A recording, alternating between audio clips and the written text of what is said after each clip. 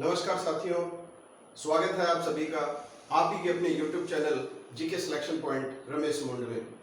साथियों, भारतीय संविधान के निर्माण में हमारा टॉपिक चल रहा था भारतीय संविधान निर्माताओं के द्वारा दूसरे देशों से ली गई विशेषताओं की। तो भारतीय संविधान निर्माताओं के द्वारा कौन कौन से देशों से कौन कौन सी विशेषताएं ली गई हैं, इसका अंतिम भाग मैं आपके बीच में आज लेकर आया हूं। इससे पहले इसके दो भाग प्रस्तुत किए जा चुके हैं, भाग नंबर 7 और भाग नंबर 8। उसमें आप देख लीजिए, हमने अमेरिका, ब्रिटेन, ऑस्ट्रेलिया, कनाडा, इन देशों के संविधान से ली गई विशेषताओं के बारे में चर्चा कर ली है।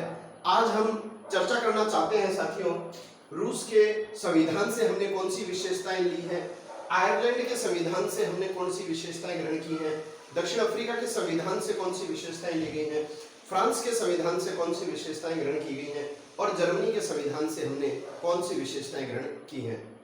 तो साथियों, ये टॉपिक कंप्लीट होने के बाद निश्चित रूप से आपको इस अध्याय में से कभी भी किसी भी प्रश्न को हल करने में कोई समस्या नहीं आएगी। सभी के सभी जो प्रश्न हैं वो इन विशेषताओं के संदर्भ में पूछे जाएंगे। तो शुरुआत करते हैं साथियों। सबसे पहले अपन लेंगे रूस को। रूस या सोवियत संघ। रूस के संविधान से देखिए साथियों, हमने कौन सी विशेषता ली है। यह विशेषता है मूल कर्तव्य।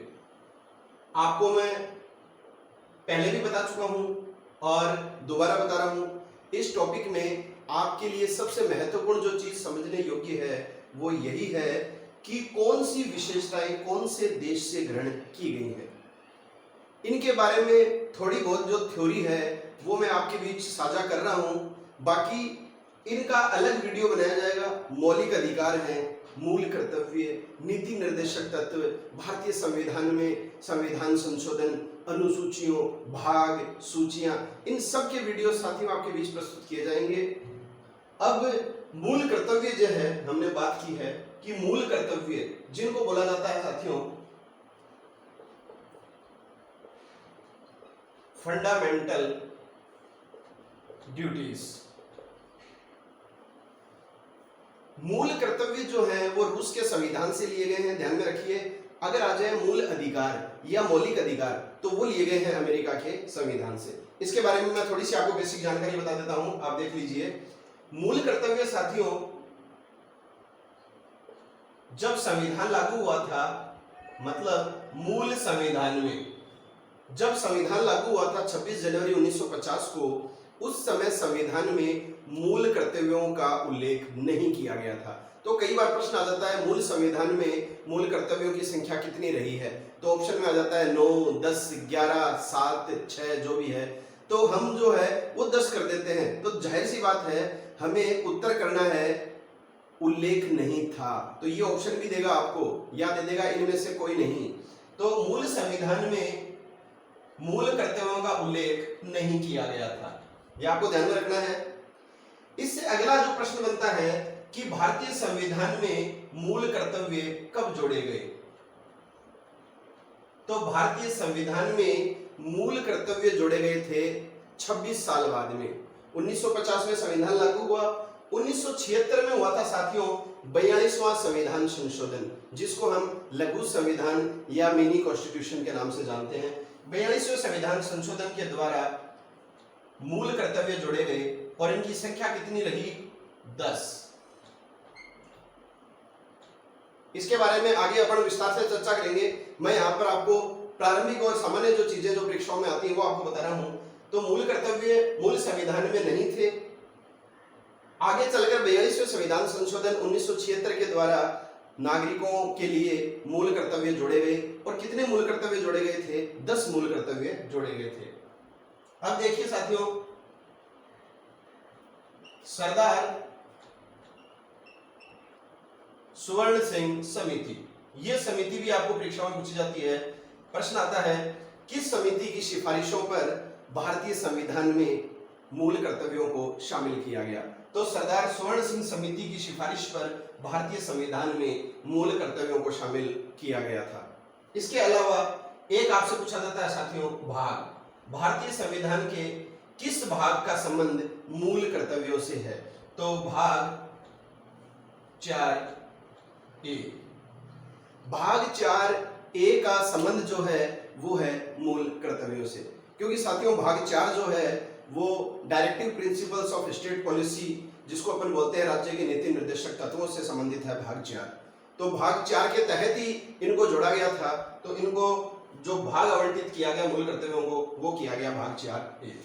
अगर आपको अनुच्छेद पूछ लिया जाए कौन से अनुच्छेद में मूल कर्तव्यों का उल्लेख है, तो उत्तर आएगा 51A, 51A।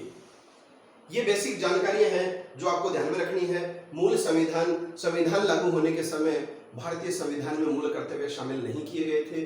42वें संविधान संशोधन 1976 के द्वारा नागरिकों को पहली बार मूल कर्तव्य दिए गए। 10 मूल कर्तव्य शामिल किए गए थे। संविधान संशोधन के तहत सरदार स्वर्ण सिंह समिति की सिफारिश के आधार पर 42वें संविधान संशोधन के तहत नागरिकों को 10 मूल कर्तव्य सौंपे गए थे।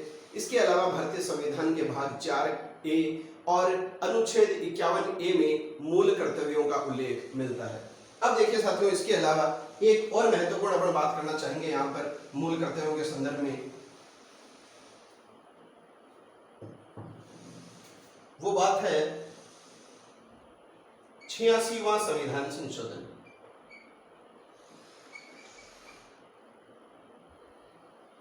साथियों 86वां जो संविधान संशोधन है ये मोस्ट इंपोर्टेंट है, बहुत ज्यादा परीक्षा में पूछा जाता है, विशेष रूप से शिक्षा के मौलिक अधिकार और मूल कर्तव्य के संदर्भ में। 86वां संविधान संशोधन हुआ था 2002 में। प्रश्न डायरेक्ट ये भी आ जाता है कि 86वां संविधान संशोधन कब हुआ, तो ये कब हुआ था? ये हुआ था 2002 में। अब देखिए साथियों, इस संविधान संशोधन के तहत क्या प्रावधान किया गया, ये आपको ध्यान में रखना है। देखिए 86वें संविधान संशोधन के द्वारा संविधान में 11वां मूल कर्तव्य जोड़ा गया। सबसे पहली बात तो ये आपको ध्यान में रखनी है। तो वर्तमान में मूल कर्तव्यों की संख्या कितनी हो गई है? 11 हो गई है, क्योंकि 11वां जो मूल कर्तव्य है वो कब जोड़ा गया था? 2002 में जोड़ा गया था 86वें संविधान संशोधन के द्वारा। अब देखिए अगली बात, इसी 86वें संविधान संशोधन के द्वारा भारतीय संविधान में 21A अनुच्छेद भी जोड़ा गया था। 21A अनुच्छेद भी 86वें संविधान संशोधन के द्वारा ही जोड़ा गया था और ये संबंधित है शिक्षा को मूल अधिकार बनाए जाने से संबंधित। मतलब भारतीय संविधान के अनुच्छेद 21A के तहत शिक्षा को हमने मूल कर्तव्य, मूल अधिकार जो है वो घोषित कर दिया है। तो शिक्षा को मूल अधिकार किस अनुच्छेद के तहत घोषित किया गया है? तो वो किया गया है 21A के तहत। और आप जानते हैं अनुच्छेद 21 जो है वो संविधान में स्वतंत्रता के अधिकारों से संबंधित मौलिक अधिकार है। अब देखिए साथियों, 86वें संविधान संशोधन के द्वारा एक और मूल कर्तव्य जोड़ दिया गया और मूल कर्तव्य की संख्या हो गई 11। अब प्रश्न ये आता है कि ये 11वां जो मूल कर्तव्य है ये कौन सा है, किससे संबंधित है, किसको प्रदान किया गया है? तो देखिए साथियों, ये संबंधित है प्राथमिक शिक्षा से संबंधित। मतलब और किनको दिया गया है? ये दिया गया है प्रत्येक विद्यार्थी के अभिभावकों को, माता पिताओं को। देखिए अनुच्छेद जो मूल कर्तव्य है 11वां वो क्या है, आप अच्छी तरह समझ लीजिए। 11वां जो मूल कर्तव्य 86वें संविधान संशोधन 2002 के तहत जोड़ा गया उसकी हम व्याख्या करते हैं। इसके तहत प्रत्येक अभिभावक या माता पिता को यह कर्तव्य दिया गया है कि वो अपने 6 से 14 वर्ष तक के बच्चों को, ध्यान रखिए 6 से 14 वर्ष तक के बच्चों को अनिवार्य तथा निःशुल्क प्राथमिक शिक्षा अवश्य उपलब्ध कराएंगे। तो माता पिता को यह कर्तव्य दिया गया है कि वो ज्यादा नहीं तो कम से कम अनिवार्य तथा निःशुल्क प्राथमिक शिक्षा की पहुंच अपने बच्चों तक जरूर कराएं। और देखिए साथियों, ये जो मूल कर्तव्य होते हैं ये गैर कानूनी होते हैं। यदि कोई नागरिक इन कर्तव्यों को फॉलो नहीं भी करता है, पालन नहीं भी करता है, तो उसे उसके विरुद्ध मुकदमा दायर नहीं किया जा सकता। अगर हम श्रेष्ठ नागरिकता का परिचय देंगे तो सारे के सारे मूल कर्तव्यों को निभाएंगे। जैसे देखिए साथियों, मूल कर्तव्यों की आगे जैसे मैंने बताया कि व्यापक चर्चा भी की जाएगी। आपको सारे के सारे मूल कर्तव्य याद भी होने चाहिए, क्योंकि आपको 4 मूल कर्तव्य दे देगा, पूछ लेगा कौन सा मूल कर्तव्य में शामिल नहीं है। तो प्रत्येक नागरिक का यह कर्तव्य होगा कि वो संविधान के द्वारा स्थापित किए गए आदर्शों, संस्थाओं, राष्ट्रध्वज, राष्ट्रगान का आदर करेगा। प्रत्येक नागरिक का यह कर्तव्य होगा कि वो देश की एकता और अखंडता की रक्षा करेगा। बुलाए जाने पर देश को अपनी सेवा भी अर्पित करेगा। प्राकृतिक वनस्पति का संरक्षण करेगा। वैज्ञानिक दृष्टिकोण का विकास करेगा। भातृत्व की भावना विकसित करने में प्रबल सहयोगी बनेगा। तो ऐसी बहुत सारी विशेषताएं हैं साथियों, जो मूल कर्तव्यों के संदर्भ में नागरिकों को दिए गए हैं। और ये सारे के सारे कर्तव्य यदि कोई व्यक्ति निभाता है तो सच्चे अर्थों में वो श्रेष्ठ नागरिकता का परिचय देता है। तो ये हमने बात की है 86वें संविधान संशोधन 2003 की। देखिए अब इसके बाद में अगली जो चीज आती है वो है भारत में आर्थिक नियोजन, economic planning in India. Bharat में आर्थिक नियोजन के संदर्भ में देख लीजिए, प्रश्न निश्चित रूप से परीक्षा में पूछे जाते हैं। वैसे ये जो कंसेप्ट है भारत में आर्थिक नियोजन, इकोनॉमिक प्लानिंग इन इंडिया, ये इकोनॉमिक्स के फील्ड का है। और प्रश्न इसमें से निश्चित रूप से पूछा जाता है कि सबसे पहली बात तो कि ये जो आर्थिक नियोजन है इसका तात्पर्य पूछा जाता है साथियों। आर्थिक नियोजन का सीधा सा तात्पर्य है, एकदम सिंपल वे में मैं आपको बता रहा हूं कि आर्थिक नियोजन से तात्पर्य एक ऐसी व्यवस्था से है जिसमें देश में उपलब्ध जितने भी संसाधन हैं, हमें देश में जितने भी संसाधन उपलब्ध हैं, उन संसाधनों का हम किस प्रकार से बेहतरीन उपयोग करें कि अर्थव्यवस्था के समस्त क्षेत्रों का सुनियोजित ढंग से विकास हो सके। इसको बोलते हैं आर्थिक नियोजन, इकोनॉमिक प्लानिंग। इसका तात्पर्य क्या है साथियों कि हम देश में उपलब्ध संसाधनों का किस प्रकार से बेहतरीन उपयोग करें कि अर्थव्यवस्था के समस्त क्षेत्रों का सुनियोजित ढंग से विकास हो सके और हमारा देश जो है वो आर्थिक प्रगति की ओर बढ़ सके। इसको बोलते हैं आर्थिक नियोजन। अब देखिए साथियों, भारत में आर्थिक नियोजन की जो प्रक्रिया है वो रूस से ली गई है। और आर्थिक नियोजन के संदर्भ में सबसे पहला जो प्रयास रहा है वो आपको परीक्षा में पूछा जाता है। आर्थिक नियोजन के संदर्भ में भारत में सबसे पहले प्रयास करने वाला व्यक्ति था एमएस विश्वेश्वरैया। इकोनॉमिस्ट हैं ये, अर्थशास्त्री। एमएस विश्वेश्वरैया के द्वारा सबसे पहले वर्ष 1934 में आर्थिक नियोजन के संदर्भ में प्रयास प्रारंभ किया गया था। और इनकी पुस्तक है जो साथियों परीक्षा में पूछी जाती है, वो भी आप ध्यान में रख सकते हैं।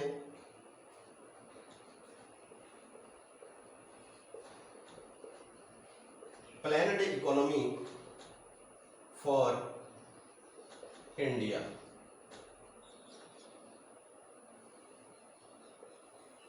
भारत के लिए नियोजित अर्थव्यवस्था, प्लान्ड इकोनॉमी फॉर इंडिया, ये एमएस विश्वेश्वरैया के द्वारा ही लिखी गई पुस्तक है। और इसी पुस्तक में सबसे पहले इन्होंने आर्थिक नियोजन की दिशा में कार्य करना प्रारंभ किया था। इसके बाद देखिए साथियों, एक प्रश्न आता है इसी आर्थिक नियोजन के संदर्भ में कि वर्ष 1938 में सुभाष चंद्र बोस की सिफारिश पर, क्योंकि 1938 में कांग्रेस के जो अध्यक्ष थे वो सुभाष चंद्र बोस ही थे और अध्यक्ष होने के नाते इन्होंने सिफारिश की थी 1938 में कि राष्ट्रीय नियोजन समिति का गठन किया जाए। और ये राष्ट्रीय नियोजन समिति का जो गठन किया जाए वो किसकी अध्यक्षता में किया जाए? जवाहरलाल नेहरू की अध्यक्षता में। तो ये प्रश्न जो है वो कई बार परीक्षाओं में आता है कि भारत में आर्थिक नियोजन समिति या राष्ट्रीय नियोजन समिति की स्थापना कब की गई? तो 1938 में की गई थी। राष्ट्रीय नियोजन समिति की स्थापना किस व्यक्ति की अध्यक्षता में की गई? तो जवाहरलाल नेहरू की अध्यक्षता में की गई थी। और किसके द्वारा जवाहरलाल नेहरू की अध्यक्षता में राष्ट्रीय नियोजन समिति की स्थापना की सिफारिश की गई थी? तो यह की गई थी सुभाष चंद्र बोस के द्वारा। अब देखिए साथियों, इसके बाद में जो है प्लान्ड इकोनॉमी के संदर्भ में और भी बहुत सारे प्रावधान हुए। 1944 में जो है बंबई के 8 उद्योगपतियों के द्वारा बॉम्बे प्लान योजना लाई गई। ये सारी योजनाएं जो है वो भारत सरकार को सिफारिश कर रही थी कि कितने वर्ष की योजनाएं बने किस आधार पर योजना बने कि देश का विकास सुनियोजित तरीके से हो सके। इसके बाद 1944 में जो है मानवेंद्र नाथ राय ने जो है वो जनवादी योजना पीपुल्स प्लान प्रस्तुत किया।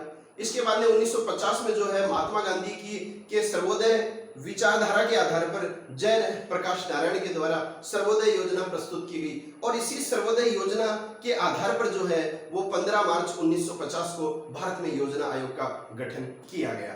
इसकी चर्चा अपन अगले बिंदु में करेंगे। तो भारत में आर्थिक नियोजन के संदर्भ में ये दो तीन जो तथ्य मैंने बताए हैं ये आपको ध्यान में रखने हैं कि सबसे पहले आर्थिक नियोजन के संदर्भ में प्रयास एमएस विश्वेश्वरैया के द्वारा किया गया था। 1934 में इन्होंने पुस्तक लिखी थी प्लान इकोनॉमी फॉर इंडिया, ये आपको ध्यान में रखना है। 1938 में राष्ट्रीय नियोजन समिति का गठन किया गया था। किसकी अध्यक्षता में किया गया था? जवाहरलाल नेहरू की अध्यक्षता में। किसकी सिफारिश पर? सुभाष चंद्र बोस की सिफारिश पर। बॉम्बे प्लान योजना कब लाई गई थी? तो 1944 में लाई गई थी।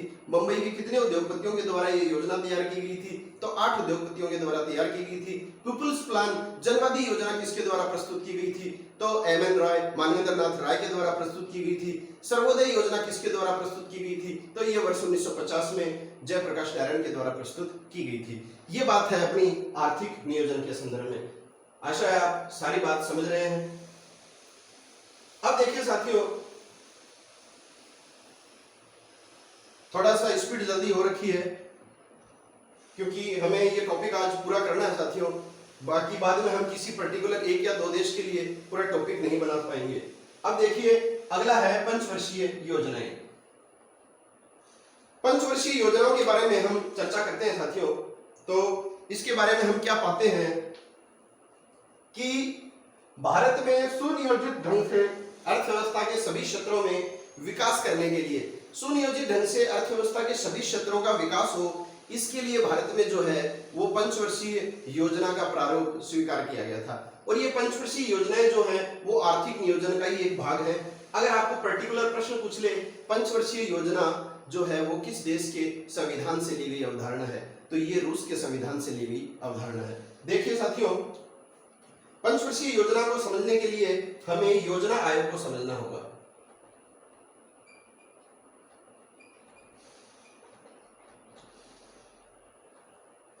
भारत में केंद्रीय मंत्रिमंडल की सिफारिश के आधार पर 15 मार्च 1950 को योजना आयोग का गठन किया गया था। तो योजना आयोग का गठन क्यों किया गया था? तो पूरी तिथि से संबंधित ये प्रश्न आता है। 15 मार्च 1950 को किया गया था। और ये किस प्रकार का आयोग था? ये था गैर संवैधानिक आयोग। साथियों, गैर संवैधानिक का मतलब है जिसका संविधान में कोई उल्लेख नहीं होता, उस संस्था को कहा जाता है गैर संवैधानिक। तो ये गैर संवैधानिक आयोग था। किसी अनुच्छेद के तहत इसका गठन किया जाता संविधान सभा के सदस्यों के द्वारा, तो ये निश्चित रूप से संवैधानिक आयोग कहलाता। अब देखिए, जो देश का प्रधानमंत्री होगा वही इसका पदेन अध्यक्ष होगा। ये प्रावधान किया गया था कि जो देश का तत्कालीन प्रधानमंत्री होगा वही ऑटोमेटिक जो है वो पदेन अध्यक्ष बन जाएगा योजना आयोग का।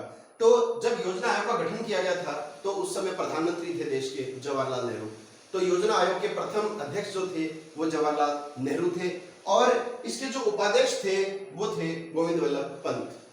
अब देखिए साथियों, ये जो योजना आयोग था इसी का प्रमुख कार्य था देश में पंचवर्षीय योजनाएं बनाना। तो देश में पंचवर्षीय योजनाओं के निर्माण का कार्य किस आयोग को सौंपा गया था? योजना आयोग को। अब देखिए, एक विशेष बात और आती है साथियों इसमें, वो आता है राष्ट्रीय विकास परिषद एनडीसी, नेशनल डेवलपमेंट काउंसिल, जिसकी स्थापना 1952 में की गई थी। और योजना आयोग के द्वारा कोई भी योजना बनाई जाती थी तो वो राष्ट्रीय विकास परिषद के सामने प्रस्तुत की जाती थी और राष्ट्रीय विकास परिषद एनडीसी की स्वीकृति के बाद ही वो पंचवर्षीय योजना देश में लागू होती थी। तो ये आपको ध्यान में रखना है, योजना आयोग की सिफारिशों को किसके द्वारा स्वीकृति दी जाती थी? तो वो दी जाती थी एनडीसी के द्वारा। अब देखिए साथियों, पंचवर्षीय योजनाओं की अगर अपन बात करें तो देश में प्रथम जो पंचवर्षीय योजना है वो 1 अप्रैल 1951 को लागू की गई थी। 1 अप्रैल से 31 मार्च जो है वो देश का लेखा वर्ष होता है। आप सभी जानते हैं 1 अप्रैल से 31 मार्च तक ये जो अवधि होती है इसको बोलते हैं लेखा वर्ष, फाइनेंशियल ईयर। तो पहली जो योजना चालू हुई थी वो 1 अप्रैल 1951 से चालू हुई थी और 31 मार्च 1956 तक चली थी और इसका हमने लक्ष्य निर्धारित किया था कृषि का विकास। इसी तरह से अलग अलग योजनाओं का लक्ष्य हम परिवर्तित करते रहे हैं। भारत में आर्थिक नियोजन जो टॉपिक चलेगा उसमें आपको सारी पंचवर्षीय योजनाओं के बारे में विस्तार से बताया जाएगा। ये उपयोगी मंच नहीं है, फिर भी मैंने आपको इन चीजों के बारे में बहुत ज्यादा जानकारी दे दी है। अब देखिए साथियों, 12वीं पंचवर्षीय योजना जो थी वो 2012 से 2017 के लिए बनाई गई थी और देश में यदि पूछा जाए कि कितनी पंचवर्षीय योजनाएं लागू की जा चुकी हैं तो 12वीं पंचवर्षीय योजना लागू कर दी गई थी 1 अप्रैल 2012 से ही और इसी पंचवर्षीय योजना को जो है आगे चलकर मोदी सरकार के द्वारा समाप्त कर दिया गया है और योजना आयोग के स्थान पर वर्तमान में जो है 1 जनवरी 2015 से एक नया आयोग गठित किया गया। साथियों, आप सभी जानते होंगे नीति आयोग। 1 जनवरी 2015 से जो है हमने योजना आयोग के स्थान पर एक नया आयोग गठित किया है, नीति आयोग, जिसको केंद्र सरकार या भारत सरकार का थिंक टैंक कहा जाता है। तो भारत सरकार का थिंक टैंक किसे कहा जाता है? थिंक टैंक तो नीति आयोग को कहा जाता है। इसका फुल फॉर्म है national institute for transforming India और इसके वर्तमान में अध्यक्ष कौन है? अध्यक्ष वही प्रारूप है, प्रधानमंत्री इसका पदेन अध्यक्ष होता है, नरेंद्र मोदी इसके अध्यक्ष हैं। वर्तमान में इसके उपाध्यक्ष जो है वो परीक्षाओं में बहुत ज्यादा पूछा जाता है, डॉक्टर राजीव कुमार इसके उपाध्यक्ष हैं और इसके वर्तमान में चीफ एग्जीक्यूटिव ऑफिसर जो है, मुख्य कार्यकारी अधिकारी जो है वो है अमिताभ कांत। तो इसके बारे में हम बहुत ज्यादा जानकारियां प्राप्त कर चुके हैं। अब देखिए साथियों, इसके बाद में अपन बात करेंगे रशिया के बाद में हम चलेंगे आयरलैंड के संविधान की ओर। देखिए आप, आयरलैंड के संविधान से जो है ये जो विशेषता ली गई है नीति निर्देशक तत्व, जिसको शॉर्ट में बोला जाता है डीपीएसपी। कई बार परीक्षाओं में जैसे शॉर्ट में भी आ जाता है वैसे ज्यादातर जो है यही आता है कि नीति निर्देशक तत्व किस देश के संविधान से लिए गए हैं। ये प्रश्न जो है वो सबसे ज्यादा परीक्षाओं में पूछा गया है आज तक कि नीति निर्देशक तत्व किस देश के संविधान से लिए गए हैं। तो नीति निर्देशक तत्व किस देश के संविधान से लिए गए हैं? आयरलैंड के संविधान से लिए गए हैं। अब देखिए इसके बारे में, इसका उल्लेख किया गया है संविधान के भाग 4 में। भारतीय संविधान के भाग 4 में नीति निर्देशक तत्वों का उल्लेख किया गया है। यदि आपसे भाग पूछा जाए तो भाग 4 आएगा। अब आता है अनुच्छेद। कौन से अनुच्छेद के अंतर्गत नीति निर्देशक तत्वों का उल्लेख किया गया है? तो अनुच्छेद 36 से लेकर 51 तक, यह आपको ध्यान में रखना है। अनुच्छेद 36 से लेकर अनुच्छेद 51 तक राज्य के नीति निर्देशक तत्वों का उल्लेख किया गया है। अब देखो साथियों, इसके अंतर्गत एक बात आपको और विशेष रूप से ध्यान में रखनी है कि राज्य के नीति निर्देशक तत्व जो है इनका तात्पर्य क्या है। देखिए, इनका तात्पर्य एकदम सीधा सा है कि प्रत्येक राज्य की सरकार सत्ता में आने के पश्चात वहां के स्थानीय लोगों के लिए कौन कौन से दायित्व निभाएगी, उन सभी दायित्वों का उल्लेख जो है वो नीति निर्देशक तत्वों के अंतर्गत मिलता है।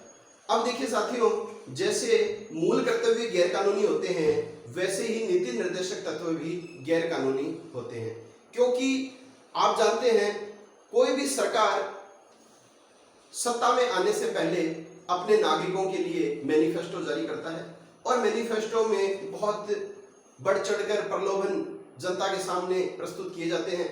ऐसे तो चुनाव जीता भी नहीं जा सकता, आप सभी समझदार हैं।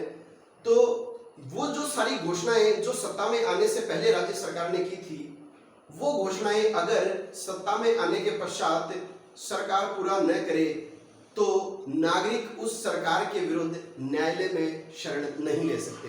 क्यों नहीं ले सकते? क्योंकि नीति निर्देशक तत्व गैर कानूनी होते हैं। ऐसा नहीं है कि मैं कह दूं कि सरकार ने कहा था कि यदि हमारी सत्ता राज्य में आई तो हम 24 घंटे विद्युत सप्लाई करेंगे, बिजली देंगे, और गवर्नमेंट जब सत्ता में आ जाती है तो 8 घंटे भी हमें सप्लाई नहीं मिल रही है। तो ऐसा नहीं है कि मैं न्यायालय में चला जाऊं और मुकदमा दायर कर दूं सरकार पर, ऐसा नहीं है। उस सरकार को हमने चुना है, अब 5 साल तो हमें उस सरकार को झेलना ही होगा, क्योंकि जो नीति निर्देशक तत्व हैं साथियों वो गैर कानूनी है। अब देखिए, और किस देश से लिए गए हैं, तो आयरलैंड देश से लिए गए। ये सबसे ज्यादा परीक्षा में प्रश्न पूछा जाता है। और इसी नीति निर्देशक तत्वों के तहत ही भाग 4A जोड़कर जो है वो हमने किनको शामिल किया है, मूल कर्तव्यों को। और मूल कर्तव्यों से संबंधित अनुच्छेद क्या आ गया, 51 तक नीति निर्देशक तत्व हैं, और 51A के तहत जो है वो है मूल कर्तव्य। तो मूल कर्तव्यों से संबंधित अनुच्छेद 51A आ जाएगा। भाग पूछा जाए तो 4A आ जाएगा। इसके अलावा नीति निर्देशक तत्वों से संबंधित भाग पूछा जाए तो भाग 4 आ जाएगा।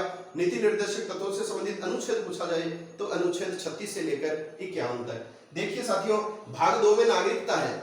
नागरिकता से संबंधित अनुच्छेद हैं अनुच्छेद 5 से लेकर 11। उसके बाद में 12 से लेकर 35 तक है भाग 3 मौलिक अधिकार। उसके बाद में 36 से लेकर 51 तक जो है वो है नीति निर्देशक तत्व भाग 4। उसके बाद में जो है भाग 5 चालू होता है जो संघ से संबंधित है, जो अनुच्छेद 52 से लेकर 151 तक चलता है। तो इसी तरह से पूरी भारतीय जो राज्य व्यवस्था को है, संविधान को है, वो हमने भागों में डिवाइड कर रखा है, और उन्हीं भागों में जो है वो अनुच्छेदों का प्रावधान मिलता है। अब देखिए, अगली बात अपन करेंगे वो है राज्यसभा के मनोनीत सदस्य। देखिए साथियों, आप सभी जानते हैं कि राज्यसभा जो है वो संसद का उच्च सदन होता है। ये एक स्थायी सदन है। किसी भी परिस्थिति में राज्यसभा को भंग नहीं किया जा सकता। भंग केवल लोकसभा होता है, क्योंकि वो निम्न सदन है और जनता का प्रतिनिधि सदन है। और भंग कौन करता है? मंत्री परिषद की सिफारिश पर राष्ट्रपति। तो प्रश्न आता है, राज्यसभा को भंग कौन करता है? तो कोई भंग नहीं कर सकता। और राज्यसभा के सदस्यों का जो कार्यकाल होता है साथियों, वो होता है 6 वर्ष। कई बार प्रश्न आ जाता है कि राज्यसभा का कार्यकाल कितना होता है, और हम उत्तर कर जाते हैं 6 वर्ष। तो राज्यसभा का कोई कार्यकाल नहीं होता है। राज्यसभा एक स्थायी सदन है, स्टेबल हाउस है, उसका कोई कार्यकाल नहीं होता है। राज्यसभा के सदस्यों का कार्यकाल होता है, कितना होता है? 6 वर्ष। अब अपन बात कर रहे हैं मनोनीत सदस्यों के बारे में। तो आप सभी जानते हैं कि राज्यसभा जो होता है उसमें कुल सदस्य संख्या होती है 250 सदस्य होते हैं। 250 में से 238 जो सदस्य होते हैं वो अलग अलग राज्यों से निर्वाचित होते हैं। किस आधार पर? जनसंख्या के आधार पर। और बाकी जो 12 सदस्य होते हैं साथियों, ये होते हैं मनोनीत। 238 जो होते हैं वो इलेक्टेड होते हैं, और 12 जो होते हैं वो होते हैं नॉमिनेटेड, मनोनीत। और कौन करता है इनको मनोनीत? तो वो करता है भारत का राष्ट्रपति। अब देखिए साथियों, सदस्यों का कार्यकाल जो है वो 6 वर्ष होता है। इसके अलावा 1/3 जो सदस्य हैं वो प्रत्येक दूसरे वर्ष रिटायर हो जाते हैं, सेवानिवृत्त हो जाते हैं। ये तथ्य भी आप ध्यान में रखिए, 1/3 सदस्य प्रत्येक दूसरे वर्ष सेवानिवृत्त हो जाते हैं।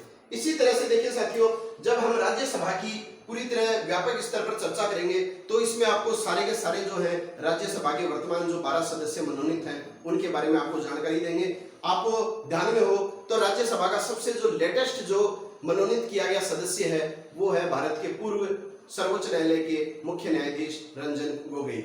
इसके अलावा जो है वर्तमान में सारे के सारे सदस्य जो हैं वो कार्यरत हैं, और राज्यसभा के सारे 12 सदस्यों की जो सूची है वो मैं आपको राज्यसभा टॉपिक के तहत प्रस्तुत करूंगा। हाल ही में जो है वो रंजन गोगोई बनाए गए हैं, क्योंकि तुलसी जी जो थे वो उनका कार्यकाल पूरा हो गया है 2020 में, उनके स्थान पर बने हैं ये। और इसके अलावा जो है समय समय पर जो है सदस्य रिटायर भी होते रहते हैं। जैसे आपको पता होगा कि खेल के क्षेत्र में सचिन तेंदुलकर को राज्यसभा का सदस्य बनाया गया था 2014 में, तो वो भी रिटायर हो चुके हैं। इसके अलावा जो है रेखा जो अभिनेत्री हैं वो भी रिटायर हो चुकी हैं। तो कुल मिला के हाल ही में जो है 4 सदस्य रिटायर हुए थे और 4 की जगह जो है वो नए सदस्य भी बनाए गए थे। और एक जो सदस्य हैं जो तुलसी थे वो 2020 में रिटायर हुए हैं, उनके स्थान पर रंजन गोगोई को हमने राज्यसभा का सदस्य मनोनीत कर दिया है। और ये जो मनोनीत जो सदस्य होते हैं साथियों, ये कला, साहित्य, विज्ञान, समाज सेवा आदि के क्षेत्र में विशेषज्ञ व्यक्ति होते हैं जिन्हें राष्ट्रपति राज्यसभा में मनोनीत करता है। किस देश के संविधान से ये कंसेप्ट लिया है हमने राज्यसभा के मनोनीत सदस्य, तो वो है आयरलैंड देश के संविधान से। अगला साथियों है राष्ट्रपति का निर्वाचक मंडल। राष्ट्रपति का निर्वाचक मंडल जो है इलेक्टोरल बोर्ड, ये भी हमने आयरलैंड देश के संविधान से लिया है। और हम राष्ट्रपति के बारे में विस्तार से चर्चा कर चुके हैं, फिर भी आपको थोड़ा सा मैं यहाँ पर जानकारी दे देता हूँ कि अगर आपको राष्ट्रपति का निर्वाचक मंडल पूछा जाए तो आपको उत्तर आयरलैंड बताना है, क्योंकि राष्ट्रपति का जो पदनाम है और उपराष्ट्रपति का पदनाम है वो हमने अमेरिका से लिया है, जबकि निर्वाचक मंडल जो है वो हमने किस देश के संविधान से लिया है, आयरलैंड के संविधान से। और राष्ट्रपति के निर्वाचक मंडल में कौन कौन शामिल होते हैं, तो कौन होते हैं, संसद के दोनों सदन, लोकसभा तथा राज्यसभा के निर्वाचित सदस्य, न कि मनोनीत सदस्य। लोकसभा में 2 एंग्लो इंडियन मनोनीत करता है राष्ट्रपति, राज्यसभा में 12 सदस्य मनोनीत करता है, वो राष्ट्रपति के निर्वाचक मंडल में शामिल नहीं होते हैं। राष्ट्रपति के निर्वाचक मंडल में संसद के दोनों सदनों के सभी निर्वाचित सदस्य शामिल होते हैं, सभी राज्यों की विधानसभाओं के निर्वाचित सदस्य इसमें शामिल होते हैं। तो साथियों, निर्वाचित जो शब्द है वो आपको विशेष ध्यान में रखना है। राज्यों की विधानसभाओं के निर्वाचित सदस्य और संसद के दोनों सदनों के निर्वाचित सदस्य जो हैं वो राष्ट्रपति के निर्वाचन में भाग लेते हैं। इसके अलावा दिल्ली और पुडुचेरी की विधानसभा के निर्वाचित सदस्य भी राष्ट्रपति के चुनावों में भाग लेते हैं। तो ये निर्वाचक जो मंडल है ये हमने लिया है आयरलैंड देश के संविधान से। अब अगली बात करेंगे अपन संसदीय प्रणाली में शीर्ष पर राष्ट्रपति। यह आप सभी जानते हैं कि भारत में संसदात्मक शासन प्रणाली को अपनाया गया है और इस संसदीय शासन प्रणाली में सबसे ऊपर जो होता है कार्यपालिका शक्तियों का जो मुखिया होता है वो होता है राष्ट्रपति। ये हम सभी जानते हैं, इसके बारे में हम चर्चा भी कर चुके हैं। तो अगर ये टॉपिक आ जाए संसदीय प्रणाली में शीर्ष पर राष्ट्रपति, ये जो अवधारणा है ये कंसेप्ट किस देश के संविधान से लिया गया है, तो ये किस देश के संविधान से लिया गया है, आयरलैंड देश के संविधान से लिया गया है। ये आप ध्यान में रखिए अच्छी तरह।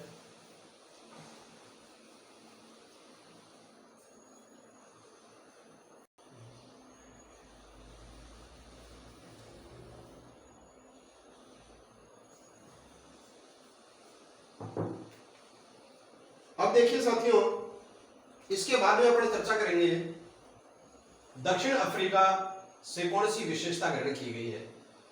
तो दक्षिण अफ्रीका देश से हमने कौन सी विशेषता ग्रहण की है, संविधान संशोधन प्रक्रिया, constitutional amendment process.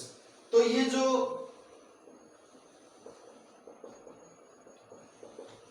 Constitutional amendment process है जिसको हम संविधान संशोधन प्रक्रिया बोलते हैं, ये हमने दक्षिण अफ्रीका देश के संविधान से ग्रहण की है।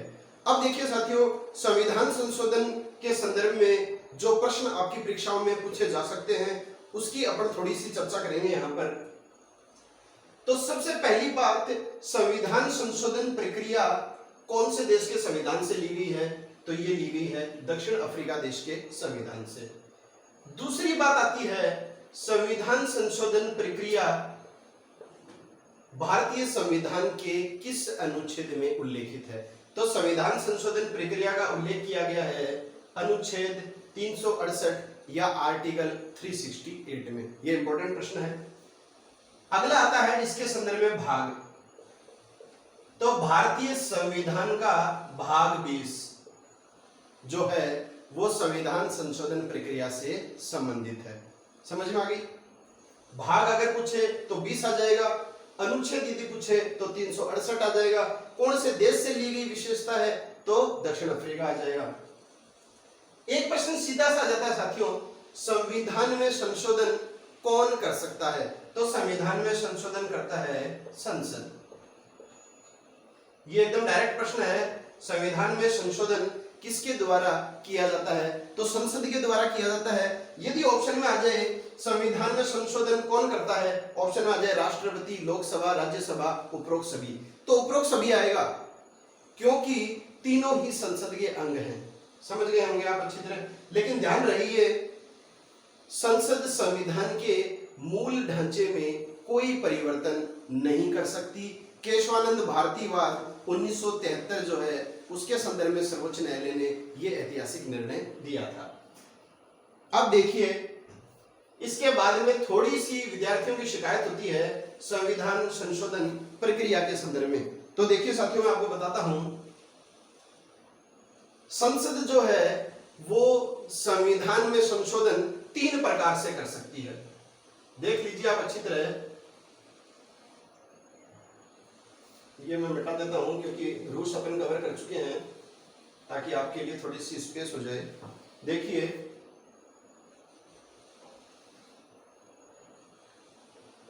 संसद संविधान में संशोधन 3 प्रकार से कर सकती है। जैसे आपको संख्यात्मक प्रश्न पूछ ले तो 3 प्रकार से संशोधन कर सकती है। कौन कौन से हैं वो प्रकार देखिए साथियों। सबसे पहला है साधारण बहुमत द्वारा संशोधन। साधारण बहुमत द्वारा संशोधन किया जा सकता है। दूसरा है विशेष बहुमत द्वारा संशोधन।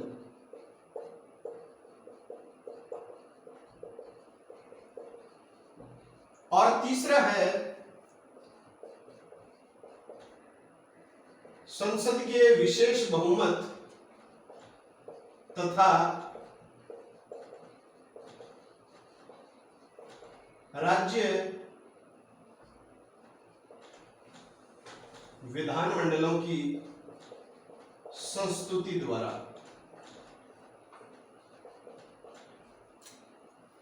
देखिए, ये हो गए 3 प्रकार। सबसे पहला तो है संसद के द्वारा साधारण बहुमत द्वारा संशोधन किया जा सकता है।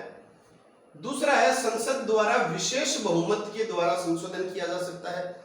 और तीसरा है संसद के विशेष बहुमत तथा राज्य विधानमंडलों की संस्तुति मतलब स्वीकृति द्वारा। इसके बारे में हम थोड़ी सी जानकारी साझा करेंगे। तो देखो,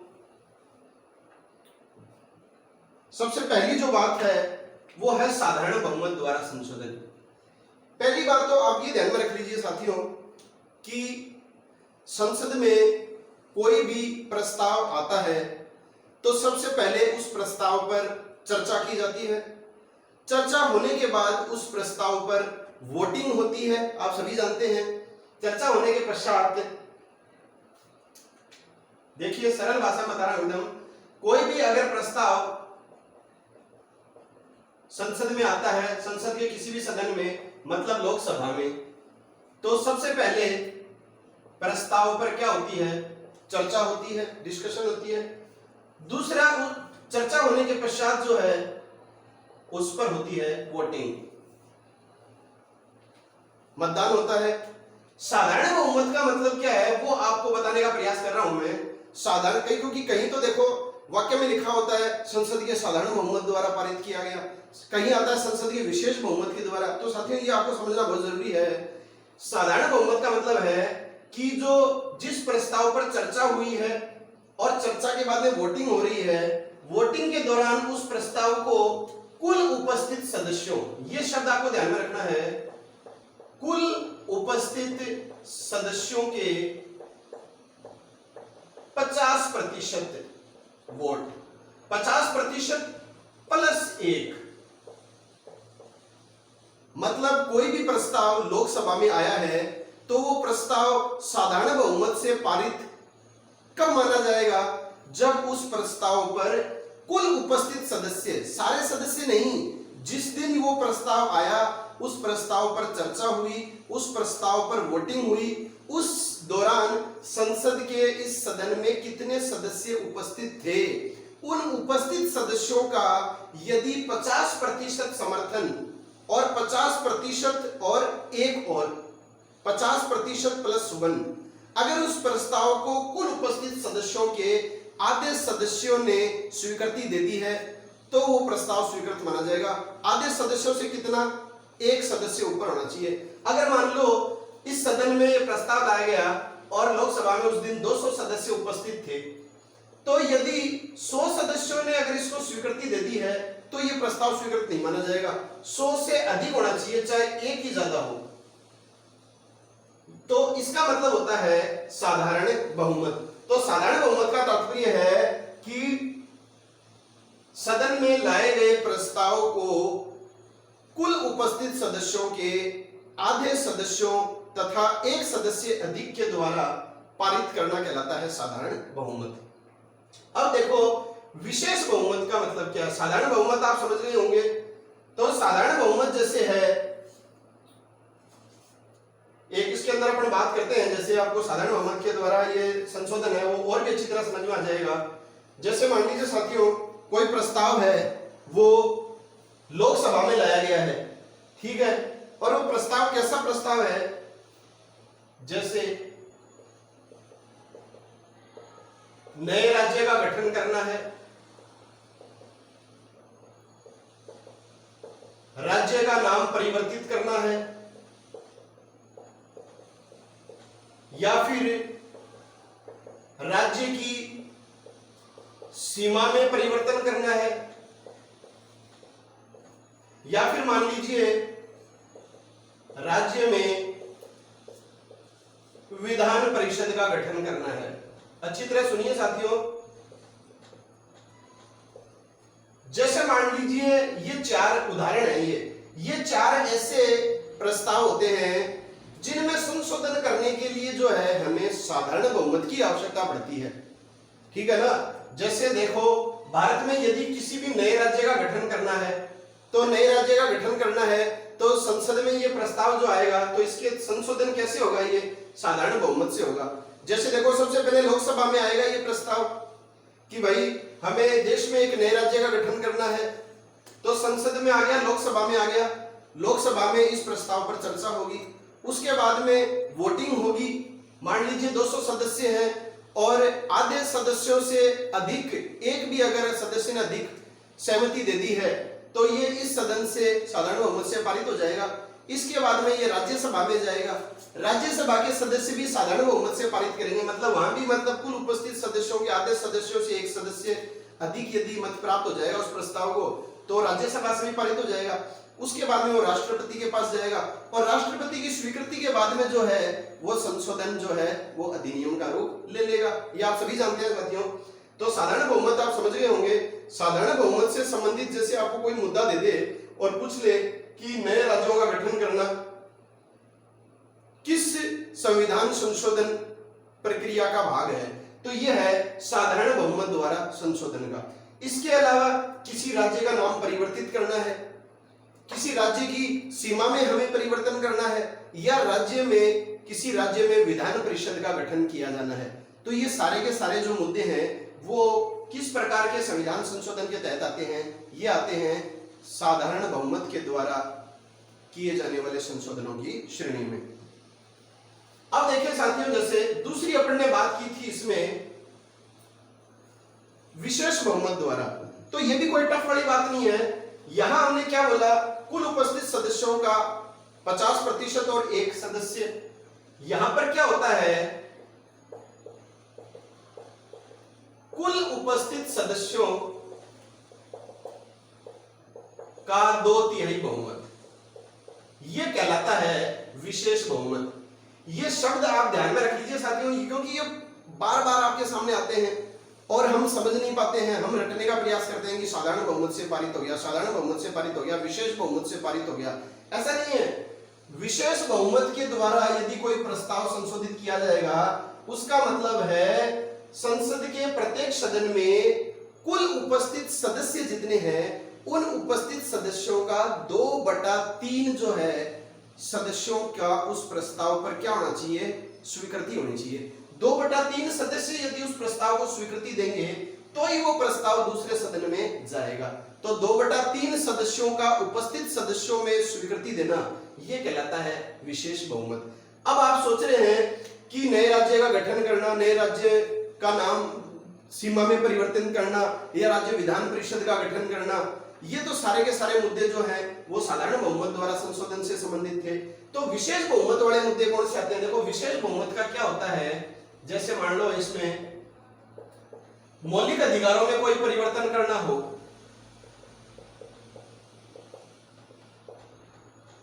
जैसे मौलिक अधिकारों में परिवर्तन हुआ, 44वां जो संविधान संशोधन हुआ था 1978 में, उस संशोधन के द्वारा जो है वो हमने संपत्ति का मूल अधिकार जो है वो समाप्त कर दिया था, और अब इसको वर्तमान में संपत्ति के मूल अधिकार को जो है वो 300 क के तहत जो है हमने कानूनी अधिकार बना दिया है। तो ये जो मुद्दा था ये विशेष बहुमत के द्वारा पारित हुआ था दोनों सदनों में। इसी के अलावा जो है 86वां संविधान संशोधन जो आज हमने पढ़ा था मूल कर्तव्यों के संदर्भ में 2002 में हुआ था, उस संविधान संशोधन के तहत भी क्या हुआ, मौलिक अधिकारों के अनुच्छेद 21A के तहत हमने शिक्षा को मूल अधिकार बनाया है। तो ये भी एक विशेष बहुमत के द्वारा पारित किया गया संशोधन है। इसके अलावा साथियों, यदि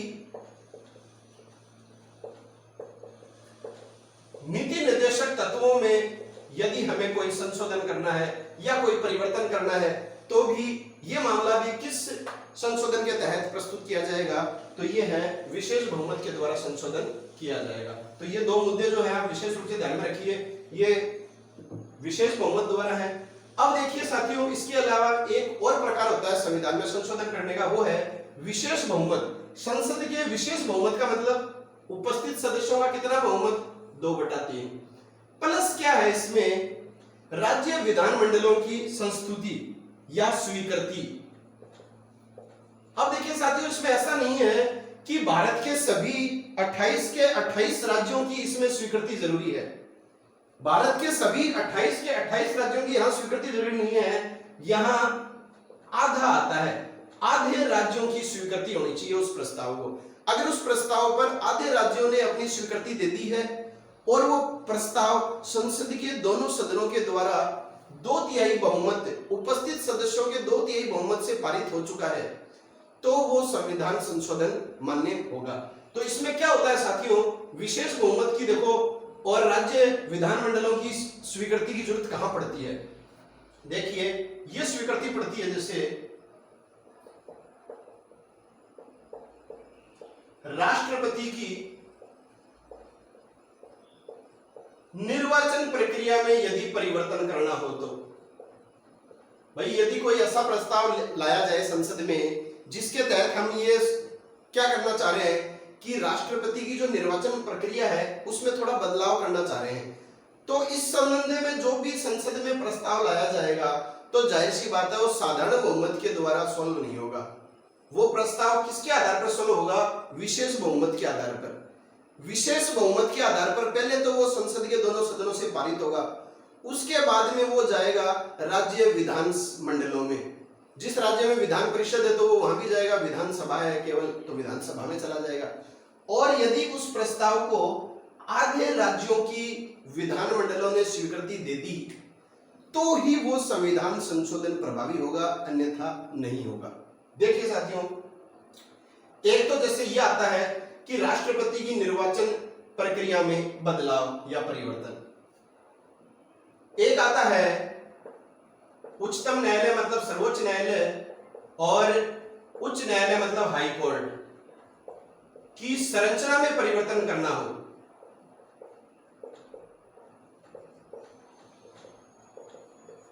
तो आपको पता है ये संरचना में परिवर्तन आई बार होता रहता है। मूल संविधान में जो है वो सर्वोच्च न्यायालय में जो न्यायाधीश जो थे वो 7 थे, एक मुख्य न्यायाधीश था, उसके बाद में बढ़ते चले गए। वर्तमान में एक तो मुख्य न्यायाधीश है, इसके अलावा 33 अन्य न्यायाधीश हैं। तो ये जो संरचना है ये भी समय समय पर जो है परिवर्तित होती रही है, सदस्य संख्या के मामले में ले लो या किसी भी शक्ति के बारे में ले लो अपन। तो उच्चतम न्यायालय और उच्च न्यायालय की संरचना में यदि परिवर्तन करना हो तो हमें कौन से प्रकार से वो संविधान संशोधन करना होगा पारित। पहले तो संसद के दोनों सदनों के विशेष बहुमत से वो पारित होना चाहिए। उसके बाद में आधे राज्यों की विधानमंडलों के द्वारा उस प्रस्ताव को स्वीकृति मिलनी चाहिए, तब वो पारित होगा। इसके अलावा देखिए साथियों,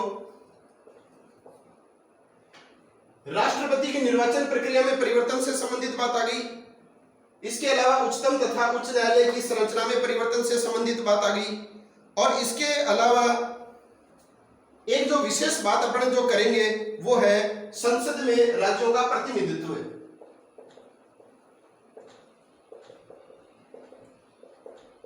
संसद में राज्यों का प्रतिनिधित्व निर्धारित करना।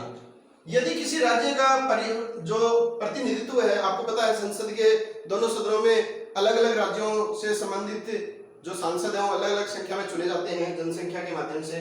तो अगर किसी राज्य के प्रतिनिधित्व को हमें परिवर्तित करना है संसद में, तो उसके लिए भी हमें क्या करना पड़ेगा, कैसे संशोधन करना पड़ेगा, इस विधि से संशोधन करना पड़ेगा। दोनों का जो है वो समन्वय चाहिए। इसके अलावा देखिए साथियों, यदि संविधान संशोधन प्रक्रिया जिसकी अपन बात कर रहे हैं, यदि संविधान संशोधन प्रक्रिया में बदलाव करना है, देख लीजिए आप, यदि संविधान संशोधन प्रक्रिया में ही हमें कोई बदलाव करना है तो वो बदलाव भी कैसे करेंगे हम? पहले संसद के विशेष बहुमत मतलब उपस्थित सदस्यों का 2/3 सदस्यों की स्वीकृति लेंगे। उसके बाद में राज्य विधानमंडल के आधे सदस्य यदि उस पर अपनी सहमति दे देंगे तो संविधान संशोधन प्रक्रिया में परिवर्तन किया जा सकता है। तो ये साथियों अपनी बात थी संविधान संशोधन प्रक्रिया के बारे में। आशा है आप समझ गए होंगे। अब देखिए,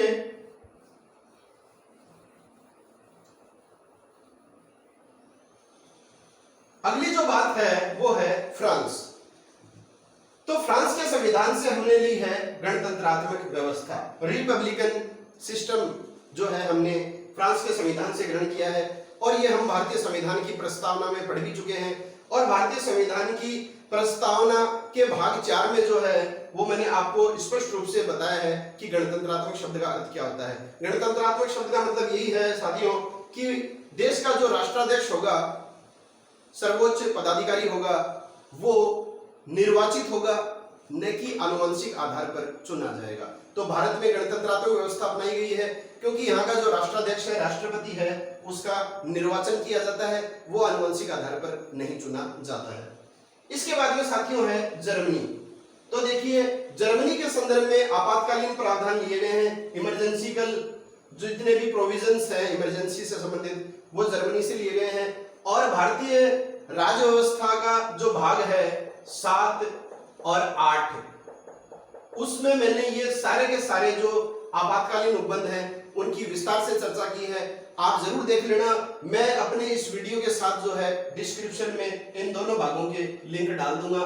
भाग 7 में तो है अनुच्छेद 352 जो राष्ट्रीय आपातकाल से संबंधित है, उसके बारे में हमने विस्तार से चर्चा की है। और भारतीय राज्य व्यवस्था के भाग 8 में जो है हमने अनुच्छेद 356 राष्ट्रपति शासन और अनुच्छेद 360 वित्तीय आपातकाल की चर्चा विस्तार से की है। तो साथियों, यह है आज का हमारा भारतीय संविधान का निर्माण भाग 9। आशा है आप सभी को यह बेहद पसंद आया होगा।